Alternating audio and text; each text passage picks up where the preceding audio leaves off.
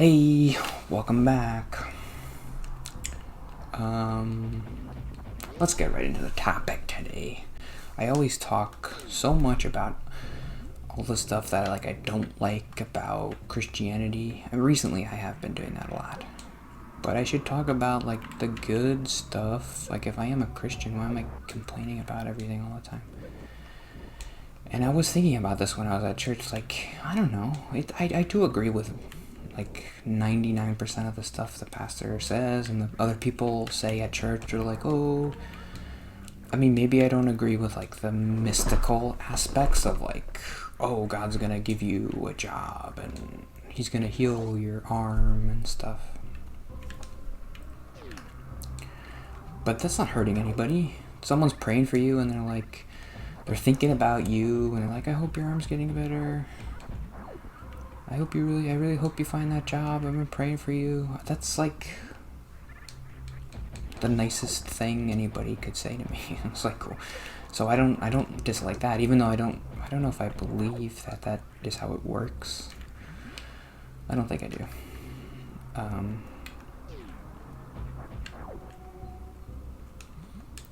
There's a lot of stuff that kind of bugs me about reality, which is power of positive thinking is a real thing, but you have to gaslight. I've said this before. You have to gaslight yourself into believing something that's not true. You gotta be no, you're smart, you're interesting, and then eventually you are. But I don't want to be rejecting reality like that. I'm not interesting, I'm not smart, I don't want to stare in the mirror and be you're gonna get that job, Anthony. It's what a crazy person does. I've been praying for you.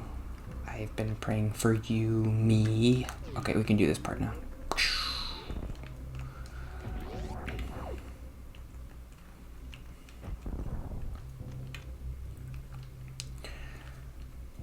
But how did I get into the part of Christianity that I don't agree with again?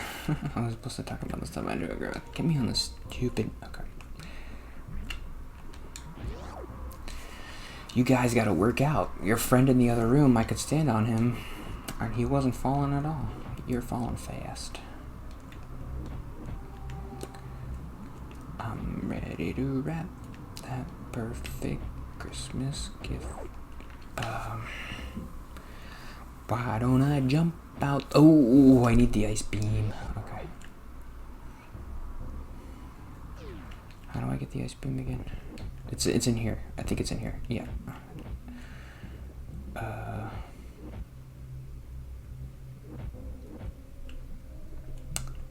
Ice beam. 99%. And when I went to this Bible study thing on Tuesday, I was I liked it. I liked what the pastor was saying. He was talking about, it was interesting. And he's a smart guy. He was talking about, we were getting kind of nerdy into the minutia of the Bible. And I'm that's the cool stuff. Let's do more of that and less more. Isn't less more a football coach?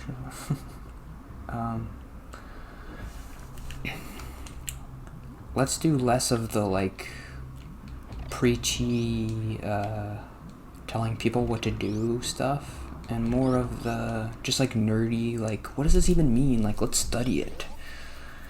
What did Paul mean when he said knowledge? Does he mean... That's what we were talking about. I can talk about that. It was interesting.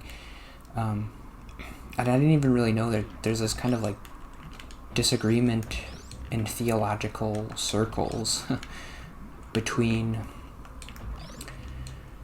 It says 1 Corinthians 2:11 or 1 Corinthians 1:11 maybe, where Paul is I don't want to do that. Shoot. Can I boost myself over? Shoot me. Okay, cool.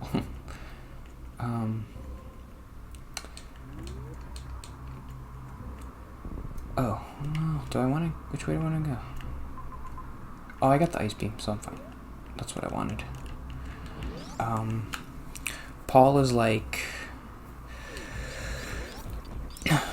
Some people have... The Holy Spirit gives you gifts, I guess, and some people have the gift of knowledge and wisdom. And so a lot of Christians interpret that verse and say that some people have a specific gift of knowledge where they can know things.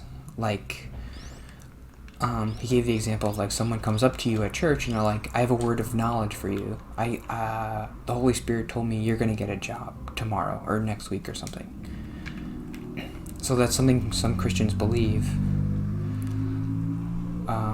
And the pastor was like, I don't know if that's what Paul was meaning. And he was like going through the Greek word. Okay, logos or whatever is the Greek word for knowledge or something. Or like Sophia. I think Sophia is wisdom.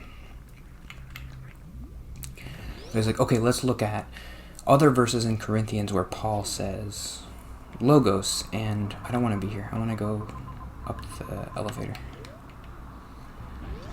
And so we went through a bunch of verses in Corinthians, and we went back to Proverbs a little bit. And he was like, from what Paul is saying and from how he uses the words, I think it makes more sense to believe that the gift of knowledge, this is really, like, esoteric, like, really specific to, like, Christianity, theology stuff, which I kind of liked. It was pretty cool. So, when Paul's talking about knowledge, he's talking about the knowledge of Christ, which is a special knowledge, like that Christ exists and that he died for us and that he's God. That's the knowledge and wisdom that he's talking about. And it's our job to spread that knowledge and wisdom or whatever. So Paul was saying that because it was important in that time it was important to say that, because before Jesus came, the people who had the knowledge of Jesus were the prophets. Those were the only people. They had the gift of knowledge. But when Jesus came, everybody got the knowledge. Everybody had access to it, not just special people. So before Jesus, there was a special gift of knowledge, but the knowledge was of Jesus and of, like, the truth and the way and the light or whatever of Jesus and his whole story, and what he means for, like, sin and mankind and everything.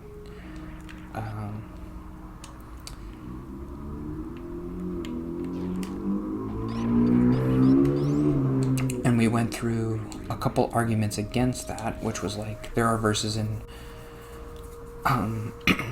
for example, Acts, I think. There are verses of the apostles having specific knowledge of other people. And they'll be like, hey, I know that you're pregnant. Or you're going to be pregnant this year or whatever.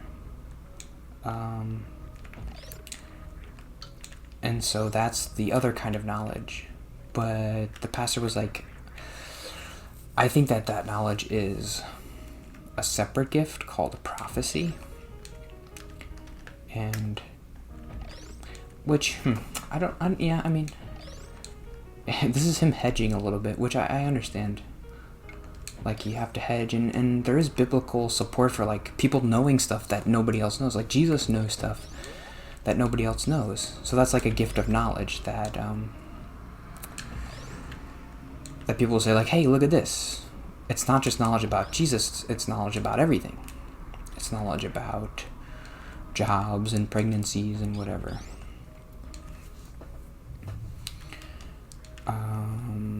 Cool, I'm back, but I still don't have the power bomb. Ooh. So he went through Peter, Paul, whoever. They were like, they had special knowledge of people, and that's like an argument against But he's like, that's a separate thing called maybe the gift of prophecy, because that's mentioned in the New Testament. Like some people have the gift of prophecy. And I'm like, yeah, I mean, I know it says that in the Bible, but I don't think I believe that people have the gift of prophecy, that they could tell the future. I don't believe that. Like, the Holy Spirit gives you the power to know the future. I'd have to think about it more. Like, what exactly does that mean? It doesn't exist. People can't know the future. The Holy Spirit told me you're going to get a job next week. I guess people don't really say that. They don't really test it. Nobody's ever said that to me. They're just like, oh, I'm praying for you to get a job. But they're not like, dude, Jesus told me yesterday in a dream, you gonna get that job. So, relax. Don't even prepare for the interview. Wait, how do I get out of this? Oh no, this is bad. How do I get out of this? Oh, okay. I forgot how to jump. Ah, shoot. This is weird. It's like I'm falling. Okay. Okay.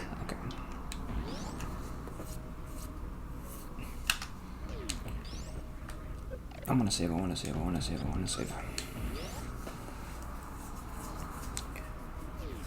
Okay, I got 1 minute left. What do you want to talk about for a minute? But yeah, I liked that talk that we had about the Holy Spirit, and like, so the one thing that I agreed with 99%, and I liked 99%. The one little part I disagreed was like, well, prophecy. But then the other people were, in the Bible study, were kind of pushing back against the pastor, so that's why he kind of was like hedging, because like, it does say in the Bible that people can tell the future, so why wouldn't we be able to do it now? Like, that's a gift from the Holy Spirit, that you can tell the future. So if we can't, then the Bible's wrong. And I have no problem with the Bible being wrong, but obviously some people are like, well, if one thing in the Bible's wrong, then everything's wrong. Actually, most people are like that. But I'm just like, let's interpret it in a way that makes me not want to take my brain out and like have to throw it in the garbage and be like, well, let's not think about this.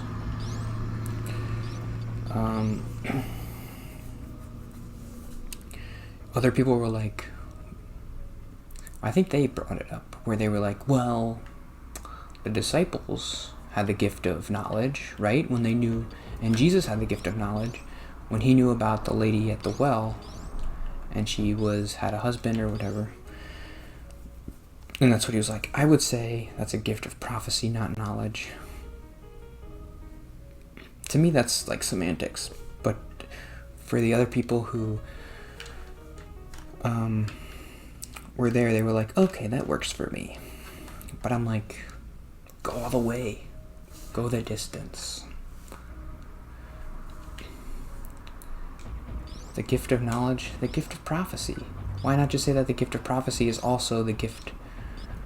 Well, because you can't, because the disciples weren't prophesying. They were knowing the future. So it's like, if they could do it, then we could do it. I don't believe that. I don't believe that the disciples could heal people. They healed leprosy. I don't believe that people could heal leprosy by just touching their arm and being like, believe in Jesus, and oh, my leprosy's gone forever. I have no problem believing that Jesus could do that for some reason, because he's like Jesus, and he's like, could do anything. But once you say like, the disciples could do it, I'm like, no, because then I could do it, and I know I can't do it. There's never been a recorded case of anybody touching a leper and being like, let your leprosy go away. That's it for today. See you tomorrow. Bye.